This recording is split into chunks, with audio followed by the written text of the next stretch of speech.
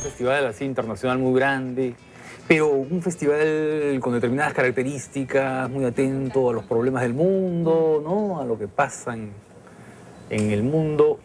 Has pasado a Hollywood, ¿no? Y en el intermedio has estado en varios otros festivales, en La Habana y en muchos otros. ¿Cómo has visto todo esto? Es una especie de vorágine, ¿no? Me imagino.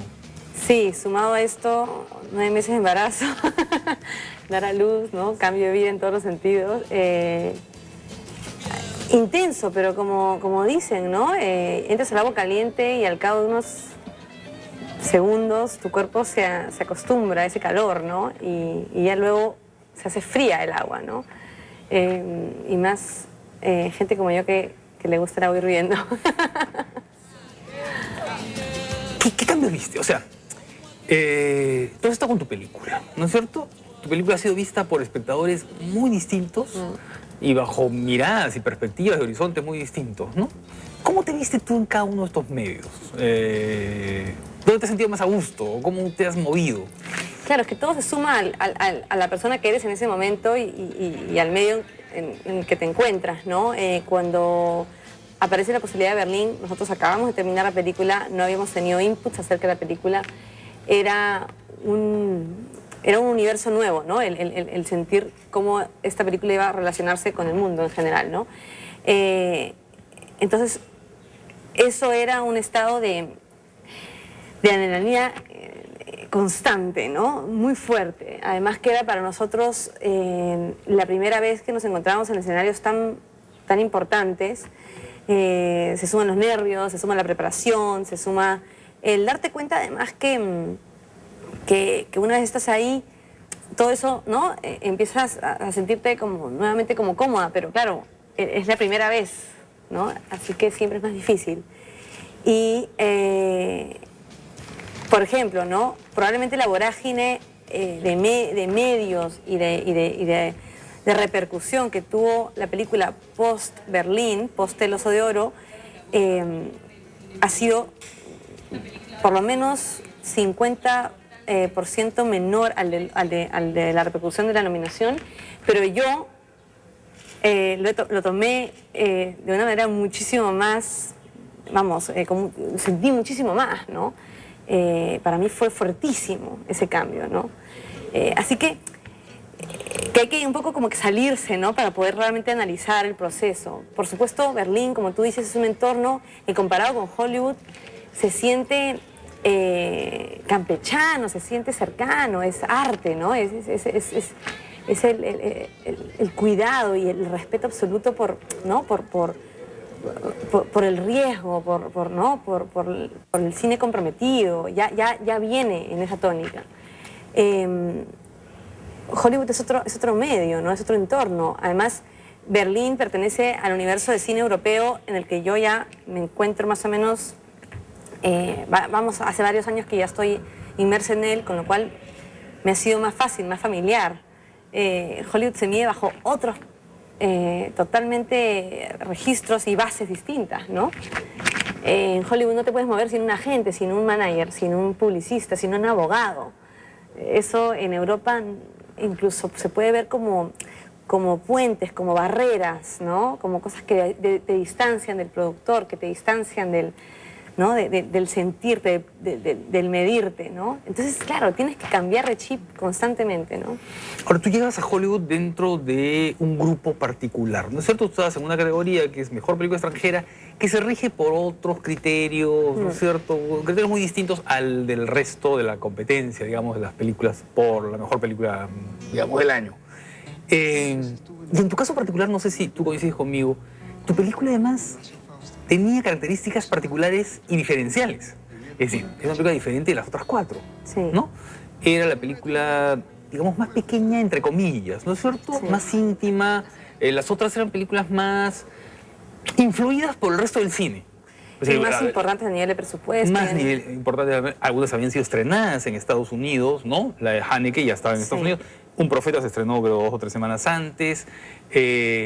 Son películas que además que juegan con códigos, ¿no? El código carcelario en Un Profeta, la película de autor típica europea en blanco y negro, Haneke, ¿no es cierto? El thriller, digamos, político, Sí, sí, histórico, en el absolutamente. caso de la película argentina, Tarantino más Scorsese en el caso de la película de Hami, ¿no es cierto? De la Sí. película israelí. La tuya no, la tuya como que es una película distinta. ¿Cómo es eso? ¿Cómo funciona eso? ¿Cómo te relacionaste? Por ejemplo, veía en IndieWire, que es esta página web de Sí. cine independiente, que es bien interesante, habían las votaciones, ¿no? Y entonces, bueno, acertaron, ¿no? Dijeron, El secreto de sus ojos gana. Pero yo decía, ¿cómo es que se establecen este tipo de votaciones con una película que no ha sido suficientemente vista en Estados Unidos, ¿no? Porque la tuya tuvo exhibiciones limitadas. ¿Cómo funciona todo esto? Bueno, como tú dices, digamos, el apartado de nominaciones de películas hablando inglesa tiene un código distinto, ¿no? Funciona de una manera distinta. Por ejemplo, tú no puedes votar si no has visto las 5 películas. Con lo cual, toda la campaña que hace Sony para las 3 que distribuye, que eran Secreto de tus ojos, la película de Haneke y Un profeta, Un profeta. ya nos beneficiaba a las 2 más pequeñas. A Hami, en el caso, ya tenía distribuidora, nosotros éramos los únicos que no teníamos distribución, cosa que en la historia de las nominaciones de película de habla no inglesa es muy raro. Ya de por sí jugábamos con algo novedoso, rompiendo un poco los esquemas. Y esa ha sido nuestra estrategia constantemente, ¿no? Ir desde la humildad, desde la pequeñez, desde sabiendo, vamos, todos nuestros handicaps, como dicen, trabajar desde ahí y potenciarnos, ¿no? Entonces, a partir de ahí tú tienes que, de alguna manera, establecer una relación con los académicos, siempre con mucho respeto, siempre con mucha distancia, e importa mucho el boca a boca. Ese boca a boca que se genera de arriba hacia abajo casi, ¿no? Entonces, si tú no llegas a los académicos con influencia, es muy difícil generar votos, ¿no? Y eso es algo que tienes que trabajar siempre de mano a mano con la distribuidora, cosa que nosotros teníamos esa falta, que ahora finalmente hemos cerrado con una ya, ¿no? Pero bueno, en su día éramos 3 personas trabajando versus toda la Sony, ¿no? Claro. O versus la otra distribuidora de Hami que vamos, Claro. que nada más como equipo de marketing pues pueden tener 10 personas, ¿no? Ahora, esas 3 personas que trabajaban, ¿a dónde se dirigían? ¿A qué tipo de académicos? ¿Quiénes son? ¿Cómo funciona esto? Realmente, para nosotros fue un aprendizaje. O sea, cuando nosotros llegamos estábamos como tú. ¿A quién nos dirigimos? Claro. ¿A quién buscamos? ¿Cómo empezamos, no? Empezamos a recurrir a colegas españoles que habían estado nominados en su día. Entonces, por influencias, por amigos, por no sé qué, empezamos a hacernos de consejos, ¿no? A llenar la bucha, digamos, de cuáles serían los distintos caminos que podemos utilizar. Entonces, toda la primera semana, a partir de que supimos que estábamos nominados, fue recopilar toda esta información, ¿no? Y a partir de ahí empezar a crear una estrategia de comunicación. Una estrategia, pues, vamos, una película original, una película muy distinta, una película dirigida por una mujer, una película peruana, ¿no? Nunca antes nominada, pero sabíamos que lo importante que teníamos que conseguir era que nos vean, porque era una película emocional, ¿no? Es una película que, a diferencia de las otras, se pensaba, lo que nos aconsejaban es que la centremos en lo emotivo, ¿no? Ya que es muy difícil para uno ser juez y parte, pero por eso un poco que necesitas este ping-pong, ¿no? Esta pared para un poco recepcionar y encontrar nuevos caminos. Entonces, realmente era como aprender, retroceder para encontrar camino, ¿no? Fue muy fuerte, fue muy difícil. Ahora, ¿quiénes son los mediadores? ¿Es la prensa? ¿Son determinados No. medios de prensa? ¿Es publicidad? La prensa, por supuesto, pero la prensa te hace caso en la medida que empiezan a ver resultados y empiezan a escucharse ¿no? Boca a boca. Empieza por académicos relacionados con el cine que haces, ¿no? Gente que te vio en Berlín, gente que conoce a alguien que tú conoces. Entonces empiezas poquito a poquito y por eso es tan importante y tan cara la campaña, porque tienes que estar desde mucho tiempo antes. ¿Y repartiendo DVDs? No puedes repartir DVDs. Entonces, ¿cómo haces? Tienen que verla en el cine. Tienen que verla en el cine, ¿y esas son con lo cual, proyecciones? y tú tampoco puedes hacer, evidentemente, en plan vota por mí, eso está mal visto, ya lo hemos visto con el caso de la película Claro, de Catherine Bigelow, ¿no? O sea, Entonces el cuidado es más que todo crear, vamos, un boca a boca, que te conozcan, ¿no? Para nosotros teníamos claro una cosa, ¿no? Nosotros sabíamos que competíamos con películas muy fuertes, con una fuerza de ventas importante, ¿no? Con presupuestos que nos superaban por creces. Y para nosotros el objetivo era jugar el juego con nuestras herramientas al máximo de nuestras posibilidades, intentar lo que podíamos, siempre y cuando esto se va a capitalizar, si no ahora, en el futuro, ¿no? Y así fue, ¿no? Entonces, a partir de ahí tú empiezas a conectar y una conexión te abre otra puerta y otra puerta y otra puerta y otra puerta y empiezas a hacer como una especie de ramificación, ¿no? Cosa que yo, por ejemplo, iba sintiendo el resultado en la medida que iba llegando el resto de nuestra delegación. Me decían, claro, cuando yo llegué, me decía ciertas personas, no se escuchaba hablar de The Milk of Sorrow. Cuando nos hemos ido, mucha gente ya pensaba que íbamos a ganar. ¿Me dejo entender? Claro. Nosotros, de verdad que nuestro equipo ha reducido, siempre nos mantuvimos muy con los pies en la tierra. Yo, a pesar de que me gustó escuchar un poco la resonancia de la película, yo personalmente siempre estuve asumiendo y con total sinceridad de que para mí el premio era estar ahí. Dos cosas.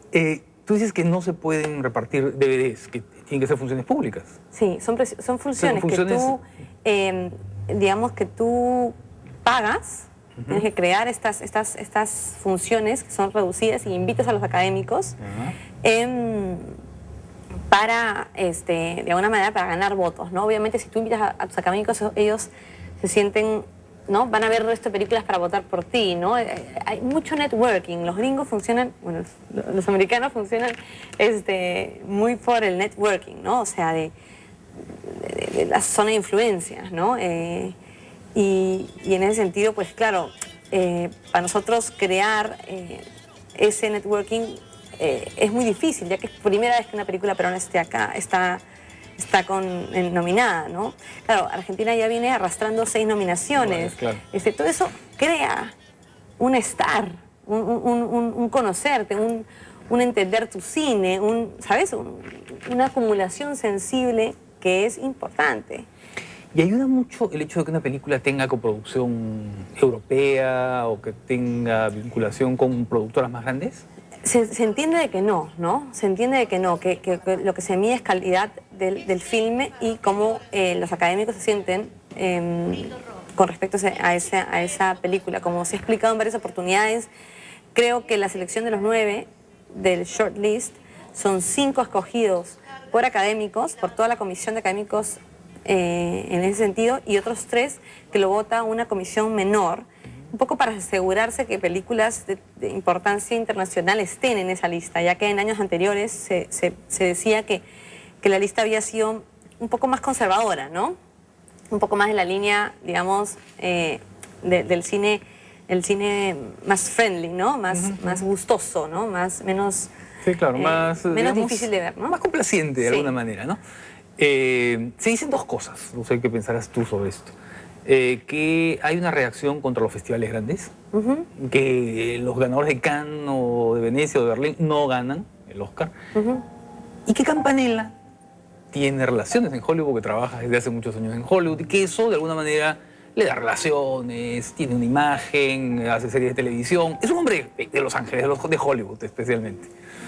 Sí, pero yo creo que no hay que quedarse en ese tipo de detalles, ¿no? Es verdad, casos como el Scorsese, que tardaron 15 años, no sé cuántos años en ser Spielberg, ¿no? O sea, y Chaplin nunca. Vamos, Kubrick, no sé, Tarantino nunca ha sido premiado, ha sido nominado, pero nunca ha sido, creo, si no me equivoco, no tiene un Oscar. Hay factores que existe este tipo de casos, ¿no? Así que creo que intentar interpretar a la academia para mí sería difícil y riesgoso, ¿no? No me gustaría entrar en ese territorio. Y además, yo ya pensaba así cuando pensamos entrar a los nominados. Yo ya decía, ¿para qué intentarlo, no? Si es que no vamos a entrar en esos territorios. Y era un preconcepto que Dios ha probado y bueno, que era falso, ¿no? Entonces, creo que no debemos subestimar las lenguas y las interpretaciones y las... Porque realmente ocurren estos casos, ¿no? Como el de Catherine Bigelow, ¿no? Que de pronto se construye la coyuntura y una película como The Hurt Locker supera, ¿no?, a Avatar. O sea, entonces, interpretaciones múltiples. Hablemos de negocios. ¿Qué significa para los negocios de la película una nominación? En este caso, la película es una película que ya está vendida, ¿no? A casi al mundo, ¿no? Se especulaba de que la película iba a conseguir no sé cuántos dineros. Yo y nuestros distribuidores sabíamos de que invertir en una película a esas alturas para una nominación, aunque nosotros no teníamos distribuidora en Estados Unidos, era riesgoso. Si no hubiéramos tenido el apoyo de Prom Perú, no se hubiera hecho. Así era la figura, ¿no? Porque la repercusión que puedes tener en ventas es muy pequeña. ¿Por qué? Porque la película, La teta asustada, tiene un nicho muy pequeño, cosa que no le ocurre a Campanella, cosa que no le ocurre al resto de películas. Existe ese nicho pequeño, este nicho pequeño tampoco hay que subestimarlo, porque es interesante y es negocio, pero es pequeño, ¿no? Entonces, en nuestro caso, una película que ya venía de un año, ¿no?, vendiéndose, en sumas pequeñas, ¿no?, siempre estrenarse en teatros, ¿no?, de corte autoral, ¿no? No interesaba lo económico en nuestro caso, lo que interesaba era el futuro. Y en ese sentido, por supuesto, sí, pensar en lo económico, ¿no? Pero no a priori, no para esta película. ¿Y ese futuro, cómo lo ves? O sea, en tu carrera, en tu experiencia personal, ¿cómo te aporta? ¿Cómo te ayuda? ¿Cómo te...? A ver, definitivamente es pronto para decirlo, pero yo siento que definitivamente es un diferencial muy fuerte, ¿no? Es una estrellita que te coloca en el currículum importantísima. Tal vez hay que entrar por ciertos canales, ¿no? Estás dispuesto a hacer eso, estás dispuesto a hacer lo otro, vamos, o sea, no, hay diferentes y varios tipos de recorridos en Hollywood, hay diferentes tipos de Hollywood.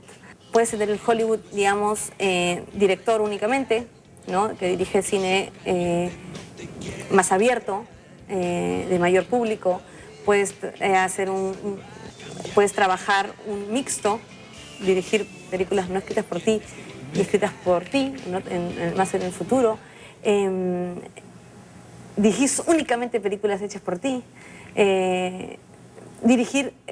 Pensar en Estados Unidos más como coproductor minoritario, ¿sabes? O sea, hay diferentes figuras y es tu interés hacia ese mercado el que va a definir un poco el camino, ¿no? Hay muchísimos directores de esta categoría que prefieren no entrar a Hollywood, ¿no? Y que es absolutamente válido, que ya tienen un nicho creado en Europa y les funciona y les da libertad. Es como todo, o sea, rodar en el Perú tienes unas libertades que no puedes concebir en Europa, ¿no? Rodar en Europa tienes unas libertades que no puedes concebir en Perú, ¿no? O sea, lo mismo en Hollywood, pero todo tiene un costo, ¿no? Todo tiene algo que vas a perder, nada es perfecto. Y tú, en lo personal, ¿cómo viste el mundo de Hollywood? ¿Lo viste como un mundo acogedor, hostil, un mundo, en fin, amable? Competitivo, fuerte, charming, es la palabra en inglés, ¿no? O sea, como encantador. Es un mundo encantador, es un mundo muy profesional y muy apetecible, pero tienes que saber ubicarte y saber qué quieres tú en la vida como profesional, como cineasta, y saber qué quieres y qué estás dispuesto a ceder, ¿no?, sin perderte. Ese es mi enfrentamiento hacia el mundo. A mí me interesa, por supuesto, el mercado y las herramientas que te ofrece una industria como la de Hollywood, ¿no? Me interesa, por ejemplo, poder acceder al Star System de Hollywood, que te puede ayudar a financiar una película, ¿no? Vamos, y además poder contar con el talento, por supuesto, de artistas que de alguna manera parece como quedaran en la zona de lo mítico. De lo mítico, ¿no? ¿Pero tú crees que es asequible eso o tú crees que podrías ser, claro, un actor famoso que tienes en tu película, pues te crea posibilidades inmensas? Nadie te para el lo va a mercado? buscar, o sea, te lo tienes que buscar tú. Lo que sí te das cuenta es que finalmente, por ser tan competitivo, por ser tan inaccesible, hay muchísima gente que aspira a estar en ese lugar y hay muchísimas personas muy talentosas que están luchando por dirigir esa película o por actuar en esa película, vamos, o sea, todo para todos los rubros, ¿no? Con lo cual hay que trabajar intensamente y, vamos, y no quedarse sentado esperando que eso caiga, ¿no? Por lo menos no ocurrirá eso hasta que tengas un nivel muy, muy, muy alto, ¿no? Ya te estoy adelantando algo que se está cerrando ahorita, pero sí, pronto sabremos en qué ciudades, pero ahorita no te puedo decir porque no tengo Pero es pronto, digamos, que sí. es un estreno del 2010. Sí. Y eso es un nuevo camino para la película. Porque Sí, ahí por ya hay supuesto. nueva prensa. Es importantísimo. Y nuevo Nosotros, por público. ejemplo, uno de los grandes momentos que tuvimos en esta campaña en el Oscar fue tener un artículo en Los Angeles Times, por ejemplo. Fue uno de nuestros grandes momentos, ¿no? Durante esta promoción. Imagínate lo que puede significar eso, ¿no? Para una película no distribuida. ¿Por qué? Porque el esquema americano tiene que pasar por ciertos requisitos, ¿no? Para poder tener un artículo en el Los Angeles Times tienes que tener distribuidora y tienes que tener fecha de estreno, si no, no existe la posibilidad. Y vencer ese tipo de parámetros es muy complicado y haberlo logrado ya denota un poco el interés que había hacia esta película, ¿no? ¿Y tú, cómo ves tú La Teta Asustada? ¿Y la ves ya como un ciclo acabado? ¿Crees que este asunto de la nominación al Oscar ya pone un punto final en la película y te abre una nueva etapa? Bueno, la maravillosa cosa acerca del cine en general, de las películas, es que tienen una vida infinita, ¿no? Pues que yo ya no exista y la película permanezca, ¿no? Y eso es un poco lo maravilloso del cine. Sin embargo, por supuesto, en lo que se refiere a la demanda, al trabajo, a la dedicación, pues se reduce muchísimo, ¿no? Se puede trabajar desde otros, ¿no? Con otros requerimientos, ¿no? Y, por supuesto, para mí es importantísimo empezar a dedicarme, ¿no? En el 95% de mi tiempo al siguiente proyecto y a observar estas nuevas puertas y abrir y a construir nuevas oportunidades para, si la suerte se coincide con el esfuerzo, aprovecharte del momento. ¿Cómo vas alternando tu trabajo en España? O sea, vas preparando tu proyecto, pero vas haciendo otras cosas. Sí, mira, este año ha sido dedicadísimo a la promoción de la película porque la demanda que me exigió esta película era muy distinta a la de Madinusa. Mi Madinusa pude escribir La Teta Asustada mientras que la promocionaba. En este caso ha sido imposible. Solo he podido alternarlo con proyectos de menor calibre, ¿no? Por ejemplo, el caso de los documentales para la televisión española de 50 años, que fue un proyecto que me pareció interesantísimo porque escogían a, no recuerdo si eran 12 o 15 realizadores, directores españoles y muy importantes, Trueba, Isabel Cochet, vamos, una lista a la cual me sentí muy honrada de ser, ¿no? Incluida e invitada, ¿no? Y más tratándose de la reinterpretación de un tema de historia española, ¿no? Era esta cuestión de analizar algo que no tienes, pues, las injerciones de lo subjetivo, ¿no? Por supuesto, siempre hay algo subjetivo, pero que la objetividad es distinta. Y me encantó el proceso, ¿no? Yo cuando escribo algo para el Perú y temas tan, ¿no? con tantas aristas como los que han tocado mis dos películas, siempre estás, ¿no?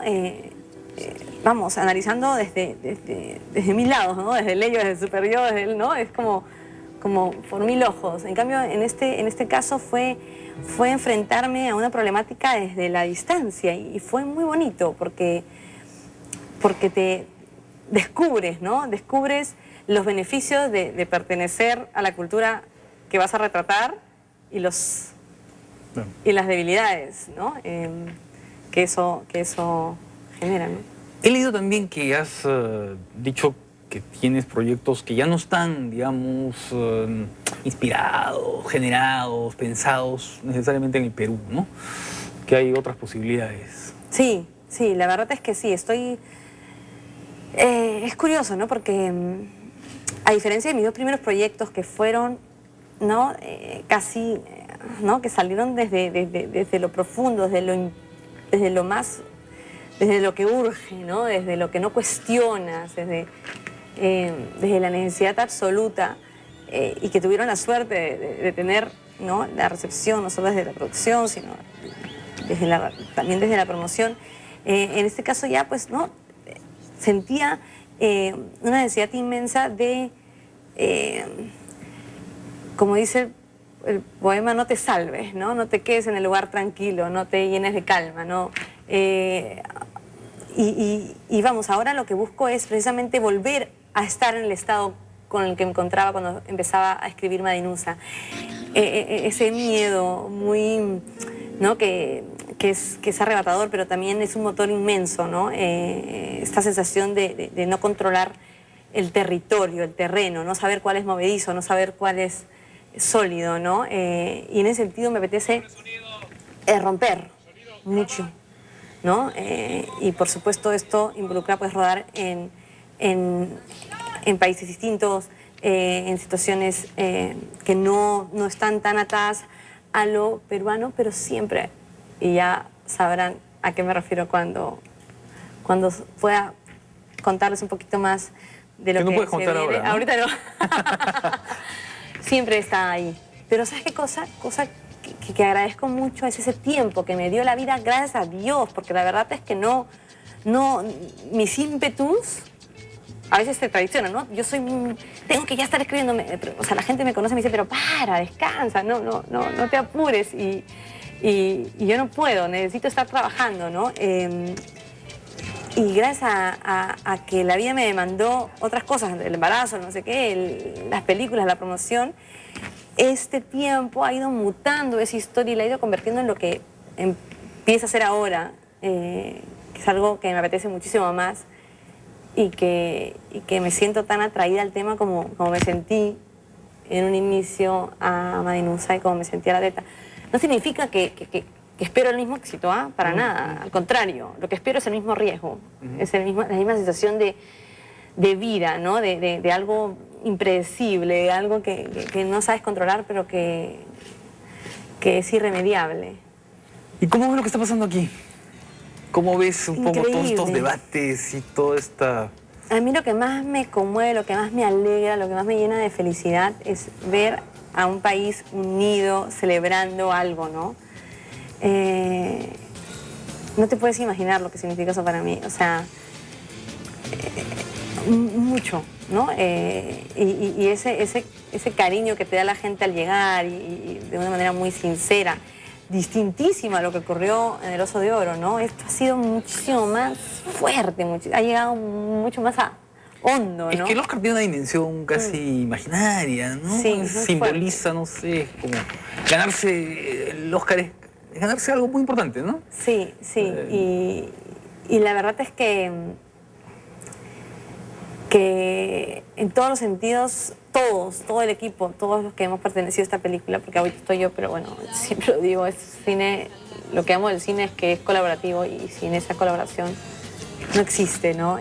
Todos los que estamos en esta película nos sentimos tan agradecidos. Ahora justamente haremos una misa en Manchay para agradecer. Queríamos cerrar el ciclo no desde la fiesta, no desde el algarabío que ya hemos tenido tanto, sino desde decir gracias a la tierra, a la vida, a todo aquello que se confluyó para ayudar a que esto ocurra, y al pueblo de Manchay, por supuesto, y volver a la serenidad, ¿no? A la tranquilidad. Y a ver que la Teta Asustada florezca, además, florezca en el cine peruano. Es decir, que hayan otras posibilidades para otra gente de poder concursar Muy importante, en Berlín, ¿no? en Cannes, donde sea, y ir al Oscar. Muy Pero para eso se importante. requieren ciertas cosas, que Muchas. creo que hay que insistir en ello, ¿no? Mira, es importantísimo lo que se llama el grupo, ¿no? Tú llegabas y te invitaban a la fiesta de los cineastas mexicanos, ¿no? Que era Free Hollywood. Entonces era como en plan, ostras, claro, o sea, te daban un Oscar vestido de luchador, ¿no? De luchador. Y era una industria fuerte, ¿no? Poderosa, importante, con muchos lazos, con muchas amistades que se ayudan, que se protegen, que se impulsan, ¿no? Eso necesitamos, ¿no? Crearlo, tanto dentro como fuera del Perú, porque todo funciona... como articuladamente, sí, como ¿no? articuladamente. Y ojalá, ¿no? Ya está ocurriendo, definitivamente está ocurriendo, pero esto debe multiplicarse, ¿no? Crear más y más vasos comunicantes. Creo que es importante, y para ello, por supuesto, se necesitan muchas cosas, ¿no? Y yo creo que se ha demostrado un poco la importancia de lo que es el medio del espectáculo, ¿no? Abanderado un poco por el cine ahora, como de alguna manera llega, ¿no? A pesar de una película que de alguna manera parece tener un público tan reducido, pues de pronto, ¿no? Se ha expandido y ha trascendido a lo inimaginable, y eso tiene mucha fuerza, ¿no? Y genera muchos negocios, genera industria, genera posibilidades. Si somos capaces de colocar 2 o 3 casos parecidos al año, y que esto trae a su vez otros y otros, es importantísimo, con lo cual necesitamos definitivamente cumplir la ley, organizarnos dentro y fuera de la industria y recibir apoyo, no solo del gobierno, sino de todo el medio en general, de las televisoras, de las universidades, de todo lo que está relacionado, las empresas privadas, ¿no? Y enseñar, ¿no? Enseñar que se puede y seguir apostando por algo que parece imposible, pero que en el fondo no lo es tanto, ¿no? Muy bien, Claudia, muchas gracias. A ti, como siempre.